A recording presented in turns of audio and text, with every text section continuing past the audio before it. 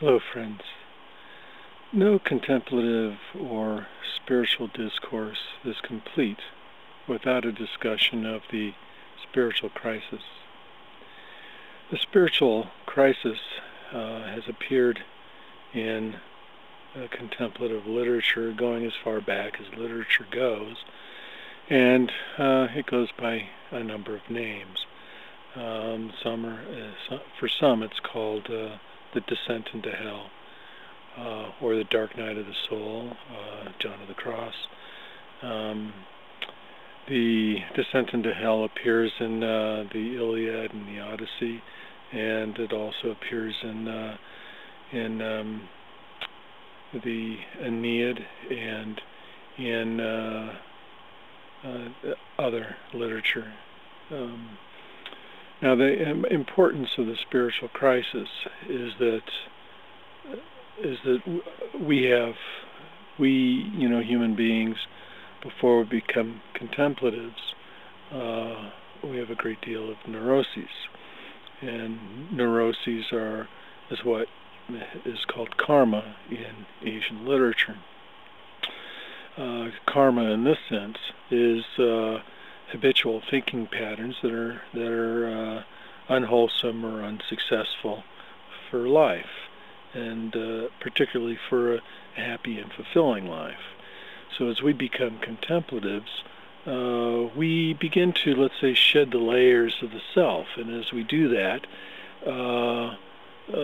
those layers uncover layers of unsuccessful thinking processes or neuroses, which need to be shed. And before they're shed, of course, they're revealed to us.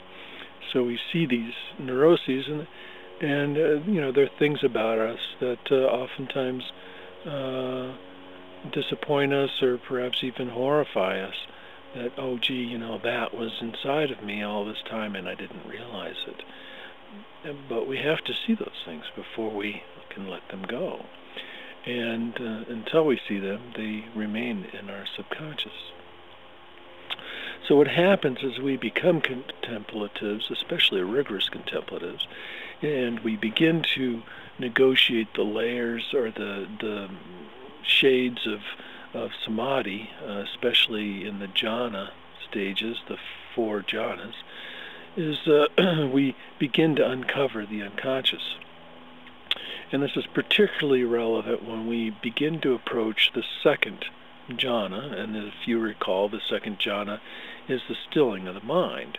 Now, what typically happens as we approach the stilling of the mind is the mind does a tremendous shedding, and for us it's maddening. It seems as though the more we meditate, the more internal dialogue that we encounter, and the more yak is happening in the mind, and it becomes maddening. And this is a kind of descent into hell, into our own mind. And of course that mental content is oftentimes unpleasant.